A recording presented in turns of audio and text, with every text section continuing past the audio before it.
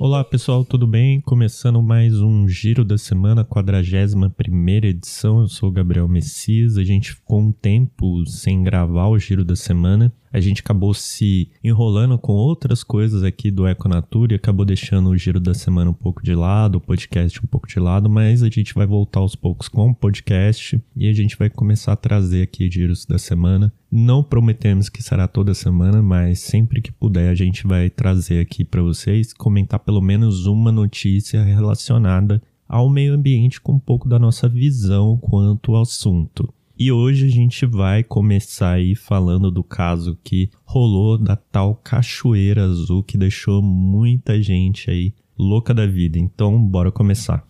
Bem, para começar esse caso, né, para quem talvez ficou perdido aí no tempo e não viu o que aconteceu, ele foi lá em Tangará da Serra, no interior de Mato Grosso. Ele envolveu aí aquele famoso ritual que as pessoas fazem de chá de revelação do bebê e tal, de falar qual que é o sexo do bebê. E aí o pessoal teve a ideia genial de tacar corante dentro da água de uma cachoeira para o corante descer na cachoeira e revelar que o bebê é um menino. O pessoal tem o costume, né, de fazer o chá de revelação aí com várias ideias geniais, várias coisas gigantes e tais, um super ritual bonito, etc. Mas essa foi uma ideia nem um pouco boa. Segundo a notícia, quem fez isso é um rapaz chamado Raijan Mascarello. Ele, se não me engano, é tio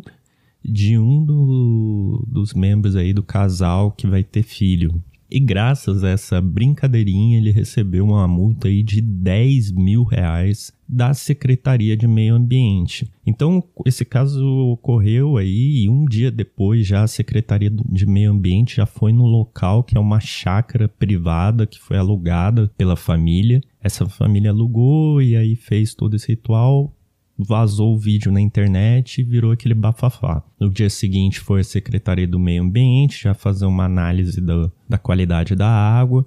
Aparentemente não houve nenhuma alteração da qualidade da água, mas mesmo assim houve todo aquele rebuliço envolvendo essa questão. Tanto que até o Ministério Público agora está investigando essa situação. Além disso, além do Raijan levar aí uma multa de R$10 mil, o dono da propriedade também está sendo investigado, visto que ele permitiu aí que ocorresse essa questão dessa poluição da água com esse corante. Vale dizer que muitas pessoas vão aí alegar, mas ele só alugou o espaço, ele não tem nada a ver com o que as pessoas fazem dentro do espaço. Não é bem assim, né? A gente está falando de um recurso que está dentro do espaço dele, que é um recurso hídrico, que tem ligação com demais recursos. É diferente se eu falasse, por exemplo, de uma piscina que não vai ter influência nenhuma no curso da água de outros locais. Então é totalmente diferente, por isso ele tem que ser avaliado também a responsabilidade dele. E aí saiu uma notícia no site do Fantástico falando sobre esse caso, né? E esse Raijan, ele fala que a substância que ele tacou lá é uma substância biodegradável.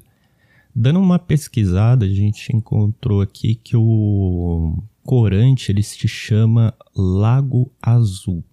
Ele é um corante específico aí de cascatas e piscinas. Ele realmente é biodegradável, porém, fala lá no site do fabricante que não é interessante que não haja uma corrente aberta de fluxo de água. Portanto, se tacar um corante como esse em uma cachoeira não é ideia mais aceitável. E é interessante até ver que o corante, lá no site do fabricante, fala que o corante ele pode ser utilizado, por exemplo, em ambientes de criatórios de crustáceos para facilitar aí a adaptação e menor irritabilidade desses animais em ambientes de cativeiro. Bem, Obviamente, o rebuliço se deu porque a gente está tacando um produto químico dentro de uma água que, primeiro, assim, vamos dizer que é um monumento natural, uma cachoeira e tal, mas é um recurso natural muito importante, seja para nós humanos, seja para o resto dos animais e para todos os outros seres vivos.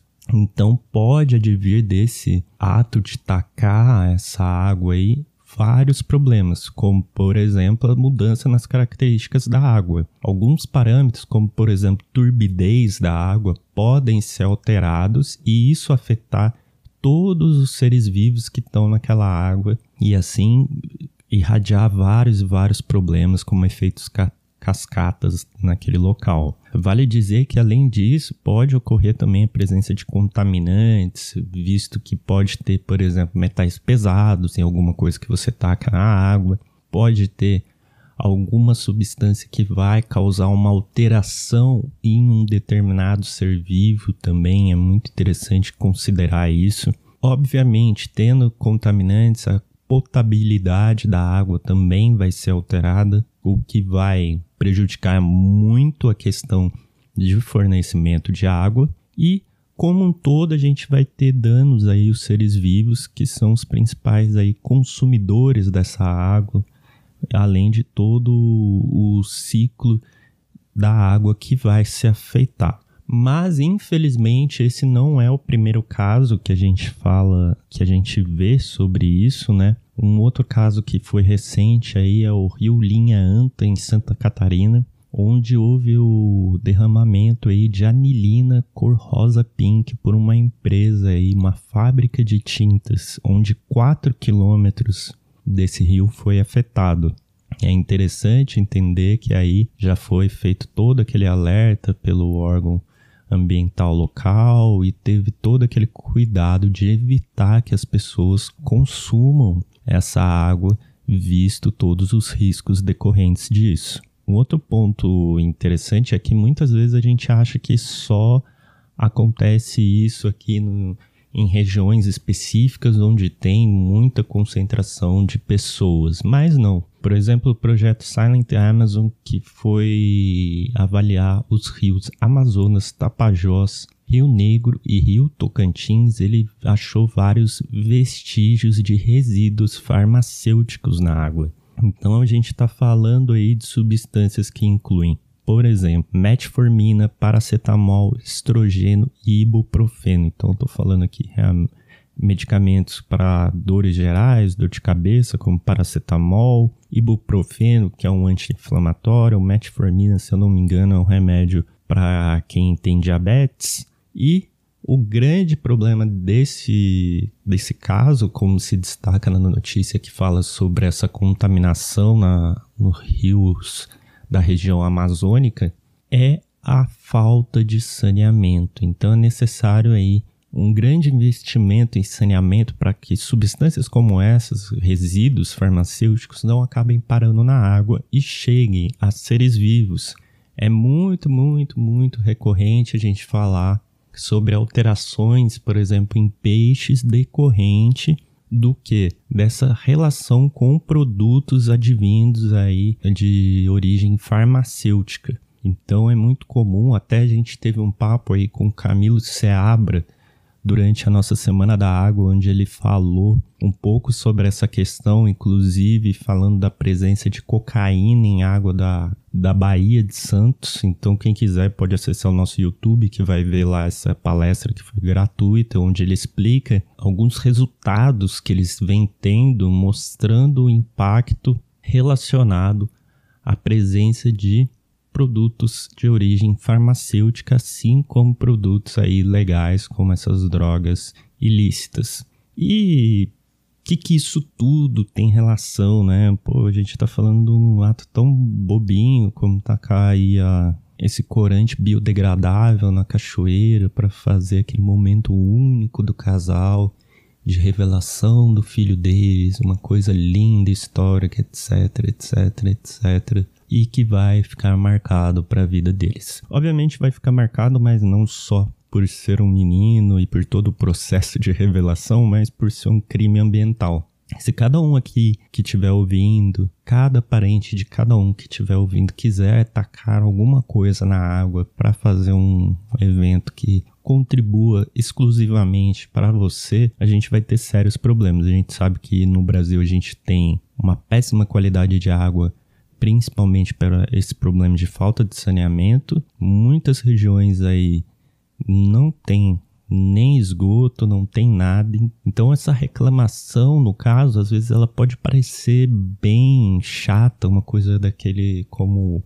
o próprio Raijan falou pro Fantástico, coisa de eco-chatos, mas na verdade ele vai muito além. A gente tá falando que desde uma coisa boba como essa, boba em teoria, né, pessoal?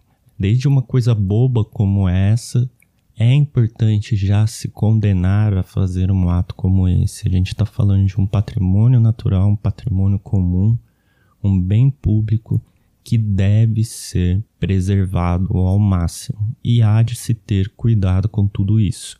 Uma outra sugestão que eu deixo aqui para você é você conferir também os bate-papos que a gente teve com o Rafael Trevisan. O Rafael Trevisan, ele estuda aí o impacto de nanoplásticos e microplásticos em ambientes aquáticos, então ele traz um pouco sobre essa questão também de se tacar coisas na água e como isso pode influenciar os seres vivos, especialmente os peixes. E no caso dele, ele está estudando os micro e nanoplásticos e ele traz dados muito interessantes nas 2 palestras que a gente teve com ele. Então, sugiro aí vocês conferirem, esse material está disponível no nosso canal do YouTube, você pode conferir lá, que tá, um é um bate-papo Econatura e o outro, ele deu também uma palestra na nossa Semana da Água. Então, o que eu tinha para falar sobre esse caso, que foi um tanto estapafúrdio, né? Era isso.